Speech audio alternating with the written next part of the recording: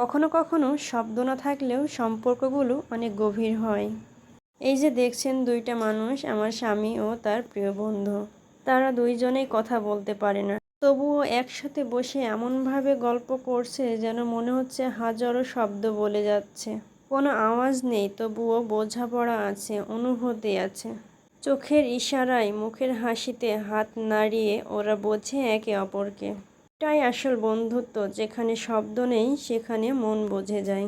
আমরা যারা কথায় কথায় রাগ করি, অভিমান করি, তারা যদি একটু দেখি এই মানুষগুলোকে, তাহলে বুঝতে পারবো ভালোবাসা শব্দ নয়, কাজে ও উপস্থিতিতেও প্রকাশ পায়। এই দৃশ্যটা শুধু আমার নয়, অনেকের চোখেই জল আনবে, কারণ ওদের নিঃশব্দ বন্ধুত্বে আছে এক নিঃশব্দ ভালোবাসা। আল্লাহ এই ভালোবাসা, এই বোঝাপড়া অটুট রাখুক, আর আমাদেরকে শেখাক এক সত্যিকারের ভালোবাসা কথা না বললেও হয়।